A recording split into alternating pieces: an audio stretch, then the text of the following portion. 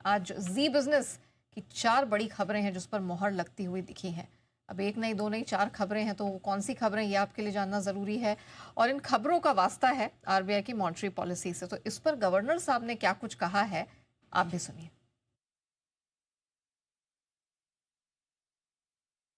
Mobile phone को जो loan दिया गया है मोबाइल फ़ोन खरीदने के लिए, क्या उसे लॉक करने की इजाज़त दी जा सकती है।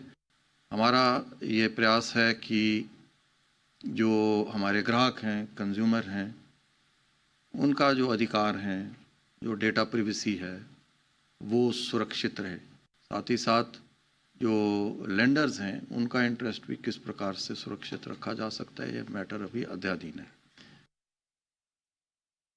ये एक गंभीर विषय है।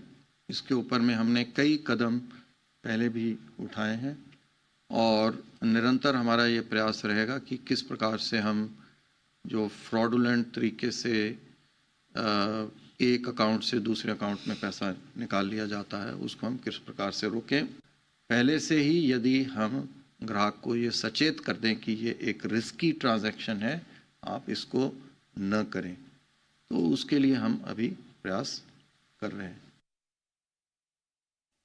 The ECL framework, the expected credit line framework of provisioning with prudential floors is proposed to be made applicable to all scheduled commercial banks and all India financial institutions. You would recall earlier a discussion paper in this regard was issued. We propose to make these effective from 1st April 2027, therefore giving sufficient time to the regulated entities.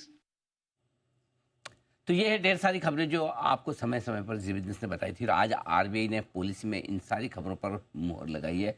हमारे संवाददाता एकता हमारे साथ हैं जिन्होंने ये खबरें break की है और एक के बाद एक कई सारी बेहतरीन खबरें जो आज पॉलिसी में, और आज आपने देखा भी कि पॉलिसी में फोकस ब्याज दरों पर कम, महंगाई और ग्रोथ पर कम, क्योंकि वो तो सब कंट्रोल में है, लेकिन पूरी तरह से ईज ऑफ डूइंग बिजनेस पर था। किस तरह से आसान बनाया जाए बैंकिंग सिस्टम को, किस तरह से कॉर्पोरेट्स के लिए ये सारा बैंकिंग सिस्टम और पॉलिसी आसान बने, इस पर पूरा फोकस था। एकता, कॉन्ग्रेचुलेशंस, बहुत सारी खबरें आज एक साथ सारी पॉलिसी आपके लिए बनाई थी। लग रहा है। ऐसा लग रहा है। आई होप सर हमेशा ऐसा होता रहे, हम पॉलिसी से पहले ऐसे ही खबरें दर्शकों को पहले बताएं। और स्पेशली मुझे जो सबसे बढ़िया ईसीएल वाली लगी, ईसीएल वाला जो फ्रेमवर्क वाली खबर थी, और दूसरा ये कि मुझे याद है जब हम दूसरी खबर कर रहे थे, शायद ये तो परसों की बात है, जो स्मार्टफोन वाली हाँ। कि मैं न्यूज़ रूम में जब बात भी कर रहा था कि इस पे तो स्पेशल शो बनता है। अगर आपने लोन पे स्मार्टफोन लिया है और आपने किस्त नहीं चुकाई तो आपका फ़ोन काम नहीं कर, बंद हो जाएगा। हाँ, तो सबको कोई भरोसा करने को तैयार। अरे ऐसा थोड़ी हो सकता है। ऐसा थोड़ी कि आपने टीवी लिया और आपने किस्त नहीं भरी, टीवी काम करना बंद कर दें। सो वो विश्वास करना मुश्किल है। लेकिन सवाल आप ही ने पूछा था गवर्नर साहब से। हाँ जी सर, मैंने सवाल पूछा था कि ये बहुत से मामले तूल पकड़ रहे हैं कि हमने किस्त नहीं चुकाई तो हमारा फ़ोन बंद हो जाएगा या स्मार्ट डिवाइस डिसेबल कर दिया जाएगा।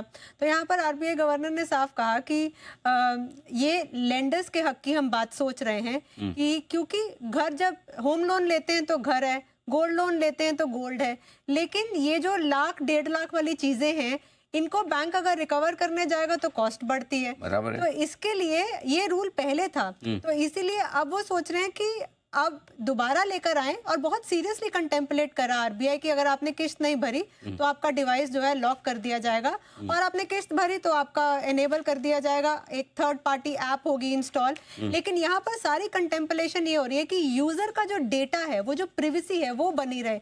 बैंक्स हो या एनबीएफसीज हो, वहां तक ना पहुंचे, सिर्फ उनका काम हो एनेबल और डिसेबल करना। तो ये हमने खबर बीते शुक्रवार ही बताई थी और हमने आज इस पर फिर से ये चर्चा देखी। तो दूसरी बड़ी खबर हमने ये दर्शकों को ये भी बताया था कि कैसे, जैसे आज 1 अक्टूबर है, सेबी का जो है यूपीआई हैंडल जो लॉन्च हो गया है कि आप पैसे भर रहे हैं, आपको पता चल जाएगा कि ये सेबी रजिस्टर्ड है या नहीं है।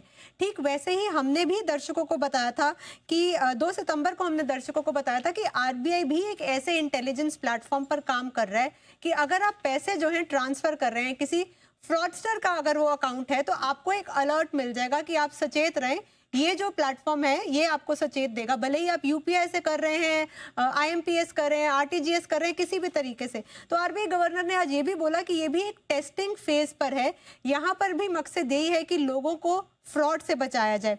हमारी एक और खबर पर सर मोहर लगी है, ये खबर भी हमने दर्शकों को बताई थी 28 अप्रैल को।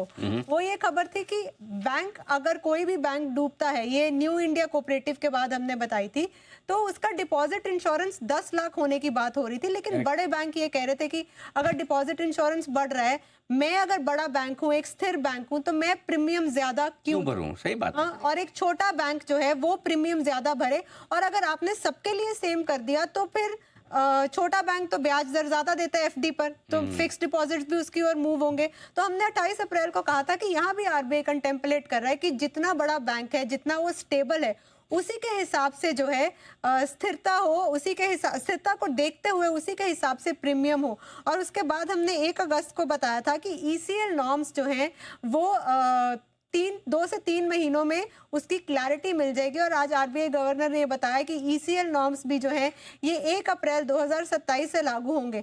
तो ऐसे जब बैक टू बैक 4-5 खबरों पर आप मुहर देखते हैं, वो भी मॉनेटरी पॉलिसी से, तो as a reporter, as a journalist अच्छा लगता है। बिल्कुल, अनडाउटेडली एज ए चैनल भी बहुत अच्छा लगता है, इसमें कोई डाउट नहीं है। बहुत बढ़िया बढ़िया एक के बाद एक खबरें काफ़ी इंटरेस्टिंग जो रही हैं, और वो सारी की सारी खबरें आपको आज पॉलिसी में आती हुई दिखी हैं। पूरी तरह से एक्शन में है आरबीआई, इसमें कोई डाउट ही नहीं है। ये आज बड़ा एक्शन में बाजार भी है।